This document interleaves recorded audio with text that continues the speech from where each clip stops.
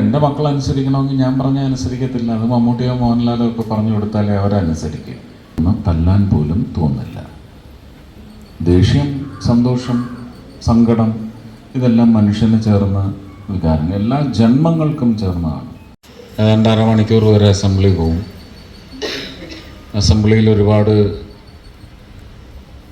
ചിന്തയ്ക്ക് വിത്ത് പാകുന്ന തരത്തിൽ കാലിക പ്രസക്തിയുള്ള വിഷയങ്ങളൊക്കെ അവിടെ ഒരു ന്യൂസ് പേപ്പറിൻ്റെ ഒരു കോളം വായിക്കുക, പിന്നെ നാടിനെയും നാട്ടുകാരെയൊക്കെ ബാധിക്കുന്ന അക്കാലത്ത് ക്ഷാമം എന്ന് പറയുന്നത് അത് ജലത്തിനായാലും ഇന്നത്തെ അത്രയില്ല കേട്ടോ. ഇന്നത്തെ ഒരു 5% ജലക്ഷാമത്തെക്കുറിച്ച് സംസാരിച്ചിട്ടുള്ളൂ. പിന്നെ ഈ മാറ വ്യാധികൾ, പകർച്ച വ്യാധികൾ ഇതിനെ സംബന്ധിച്ചുമൊക്കെ സംസാരിക്കും. കുട്ടികളെ സൂക്ഷിക്കണമെന്ന് പറയും. ഒരുപാട് വെള്ളം കുടിക്കണം വേനൽക്കാലത്ത്. കുറേശ്ശേ കുടിക്കാവൂ. ഒരു തുടം 1 ഔൺസ് 2 ഔൺസ് വെച്ചേ കുടിക്കാവൂ. അപ്പോൾ ശരീരത്തിൽ അത് ഹൈഡ്രേറ്റ് ചെയ്യും.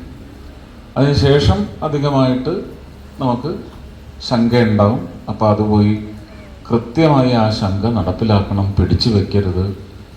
അതെന്ത് ശങ്കയായാലും പിടിച്ചു വെച്ചാൽ അകത്ത് നമുക്ക് വലിയ ഉപദ്രവകാരിയായി മാറുന്ന പൊരുളാണെന്നുള്ളത് മനസ്സിലാക്കി ഇങ്ങനെയൊക്കെയുള്ള കാര്യങ്ങളെല്ലാം മിക്കവാറും വരുന്ന ഗസ്റ്റുകൾ വഴി നമുക്ക് കുറച്ച് ആകർഷണം തോന്നുന്ന ഗസ്റ്റുകളാവുമ്പോൾ അവർ പറയുന്നത് അനുസരിക്കും. ഇപ്പം ഞാനിവിടെ വന്നിരുന്ന് പറയുന്നത് കൊണ്ട് നിങ്ങളുടെ അച്ഛനമ്മമാർ പറയുന്നതിനേക്കാൾ വ്യഗ്രതയോടെ നിങ്ങൾ അനുസരിക്കും. അതുപോലെ എൻ്റെ മക്കൾ അനുസരിക്കണമെങ്കിൽ ഞാൻ പറഞ്ഞാൽ അനുസരിക്കത്തില്ല. അത് മമ്മൂട്ടിയോ മോഹൻലാലോ ഒക്കെ പറഞ്ഞു കൊടുത്താലേ അവരനുസരിക്കും, അല്ലേ? എപ്പോഴും നമുക്ക് അങ്ങനെയുള്ള ഇഷ്ടം, നമ്മുടെ റോൾ മോഡൽസ് അങ്ങനെയൊക്കെ വരും. അപ്പോൾ ചെയ്ത കഥാപാത്രങ്ങളൊക്കെ നിങ്ങൾക്കങ്ങനെ സ്നേഹത്തോടെ എന്നെ നോക്കാനും ഇഷ്ടത്തോടെ എന്നെ കേൾക്കാനും വളരെ ഇഷ്ടത്തോടെ അനുസരിക്കാനും തോന്നിയാൽ ഇങ്ങനെയുള്ള വേദികൾ അതിനു വേണ്ടിയുള്ളതാണ്. പക്ഷെ നിങ്ങളത് വളരെ ഹൃദ്യമായിട്ട് അതിൽ ആ കരോക്കേക്ക് പാടിച്ചേർത്ത് ആ കുഞ്ഞുങ്ങളിങ്ങ് വരണം കേട്ടോ. അതിലെ മെയിൻ ഗായികയും കുഞ്ഞുങ്ങളും ഇങ്ങ് വരണം. ഇത്രയും ശ്രുതി ചേർന്ന് ഈ പ്രായത്തിൽ ഒരു അസംബ്ലി ഒരു പ്രാർത്ഥനാ ഗാനം ആലപിക്കുക എന്ന് പറയുന്നത് എനിക്ക് തോന്നുന്നു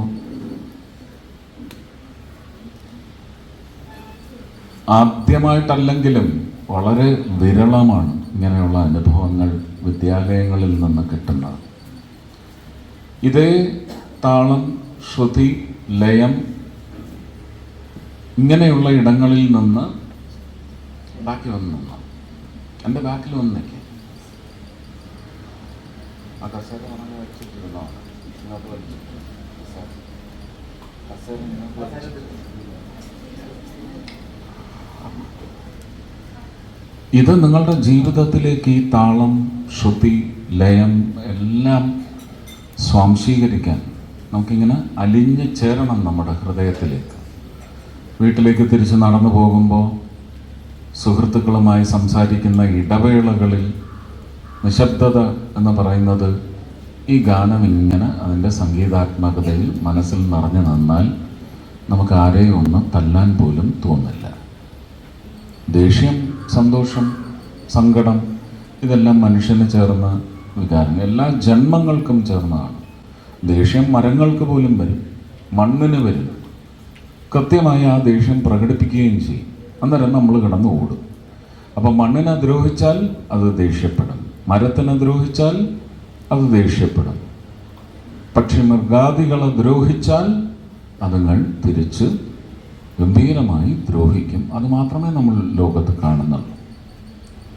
അപ്പോൾ ജീവിതത്തിലേക്ക് സംഗീതം കൊണ്ടുവന്നാൽ അത് ഔഷധവുമാണ്, നമുക്ക് വലിയ മാർഗദർശിയുമാണ്. ഞാൻ സാധാരണ വണ്ടി ഡ്രൈവ് ചെയ്യുമ്പോഴും നടന്ന് ഒക്കെ പോകുന്ന സമയത്ത് മനസ്സിലെപ്പോഴും ഇഷ്ടപ്പെട്ട ഒരു ഗാനം ഇങ്ങനെ മനസ്സിലൊഴുകും. പാടത്തില്ല, മനസ്സിലുണ്ടാവും. ആ പാട്ടിൻ്റെ താളത്തിനനുസരിച്ചായിരിക്കും ഞാൻ നടക്കുന്നത്. അപ്പോൾ ജീവിതത്തിൽ ആകമാനം നമ്മൾ നമുക്ക് വേണ്ടി ജീവിക്കുമ്പോഴും മറ്റുള്ളവർക്ക് വേണ്ടി ജീവിക്കുമ്പോഴും സംഗീതം എന്ന് പറയുന്നത് നമ്മുടെ സിരകളിലൂടെ ഇങ്ങനെ ഒഴുകിയാൽ അത് മറ്റുള്ളവർക്ക് ഒരുപാട് സന്തോഷവും സൗഖ്യവും പകരുന്ന ഒരു ജീവിത നിർവഹണമായി മാറും. രാഷ്ട്രീയക്കാർക്ക് അത്യാവശ്യം വേണ്ടത് ഇതാണ്. ഇല്ലെങ്കിൽ മനുഷ്യനെ സ്നേഹിക്കാനൊക്കത്തില്ല. സംഗീതത്തെ അമിതമായി സ്നേഹിക്കുന്ന ഒരാൾക്ക് മറ്റെല്ലാ അംശങ്ങളെയും കാറ്റിനെ പോലും നമുക്ക് പ്രണയിക്കാനായി കഴിയും. അല്ലേ? തോന്നിയിട്ടുണ്ടോ അങ്ങനെ?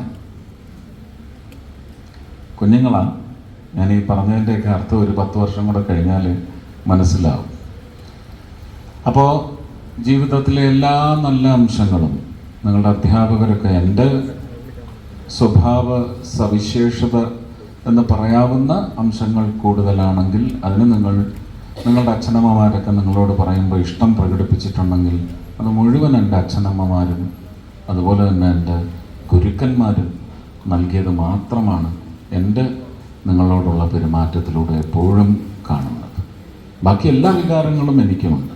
അത് കുറച്ച് അധികമായിട്ടുള്ളതുണ്ട്, കുറച്ച് കുറവായിട്ടുള്ളത് ഉണ്ട്.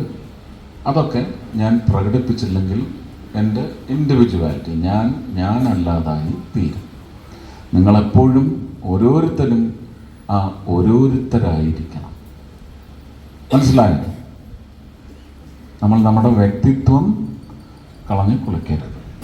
അച്ഛനും അമ്മയ്ക്കും എപ്പോഴും സന്തോഷം പകരാൻ മാത്രം ശ്രമിക്കണം. ഇങ്ങനെ ഒരുപാട് കാര്യങ്ങൾ നിങ്ങൾക്ക് പറഞ്ഞു തരണമെന്നുണ്ട്. പക്ഷെ ഞാനിപ്പോൾ ഒരുപാട് കാര്യങ്ങൾ പറയാനുള്ള ആൾക്കാരെ കണ്ടു നടക്കുകയാണ്. അവർക്കൊക്കെ പറയാനുള്ളത് അവസരം കൊടുക്കണം. എനിക്ക് തിരിച്ചവരോട് പ്രതിവിധിയായി പറയാനുള്ള സമയം കണ്ടെത്തണം. അതുകൊണ്ട് അധ്യാപകരെ അനുസരിക്കണം. ഗുരുത്വം ഒരിക്കലും കൈമോശം വന്നുകൂടാ എന്നൊക്കെയുള്ള ഉപദേശം എന്ന് വിചാരിക്കേണ്ട. ഞാൻ വന്ന വഴിയല്ല. ഗുരുത്വം ഒരിക്കലും കൈമോശം വന്നിട്ടില്ല. വന്ന വഴി മറന്നിട്ടില്ല. ആരെയും ദ്രോഹിച്ചിട്ടില്ല, ദ്രോഹിക്കില്ല എന്ന് പറയുന്ന നിശ്ചയം. അതിന് ഈശ്വരാനുഗ്രഹം ഉണ്ടാവും. ഈശ്വരാനുഗ്രഹം ഉണ്ടെങ്കിൽ മാത്രമേ ഉള്ളൂ മുൻഗതിയും മേൽഗതിയും. ഇത്രയും മനസ്സിലായോ? നല്ലതുപോലെ പ്രാർത്ഥിക്കണം. അടുത്തൊരാളുടെ വേദന കണ്ടാൽ നമ്മുടെ ഹൃദയം അലിയണം, കണ്ണീർ പ്രവഹിക്കണം. അതും മനസ്സിലായോ? നമുക്ക് ഒന്ന് കൈവച്ച് തലോടിയാൽ തീരുന്ന വേദനകളുണ്ട്. ഇഷ്ടം, സ്നേഹത്തിൽ മാത്രം മുങ്ങിയതാവണം നിങ്ങളുടെ ജീവിതം. ഇതുമായിട്ട് ബന്ധപ്പെട്ട് അധ്യയന കേന്ദ്രങ്ങളിൽ നടക്കുന്ന ഒരുപാട് വിഷമിപ്പിക്കുന്ന കാര്യങ്ങളൊക്കെ പറയാനുള്ള ഒരു പ്രായം നിങ്ങൾക്ക് എത്തിയിട്ടില്ല. പക്ഷെ നിങ്ങളുടെ അധ്യാപകർക്ക് അതറിയാം. ഈ കുഞ്ഞുങ്ങളിൽ ഒരാൾ പോലും ആ അധമ വഴിയെ അധ്യയന കേന്ദ്രങ്ങളിലേക്ക് പോകില്ല എന്ന് ഉറപ്പ് വരുത്താനുള്ള ശക്തിയും ബുദ്ധിയും യുക്തിയും പ്രവർത്തനക്ഷമതയും ഇവിടുത്തെ അധ്യാപകർക്കും ഈ കുഞ്ഞുങ്ങൾ ചെന്ന് കയറുന്ന വീട്ടിലെ അച്ഛനമ്മമാർക്കും മുത്തശ്ശിമാർക്കും എല്ലാം ഉണ്ടാവണേ എന്ന പ്രാർത്ഥനയോടെ ദൈവം നിങ്ങളെ എല്ലാവരെയും അനുഗ്രഹിക്കട്ടെ. The best memories of our life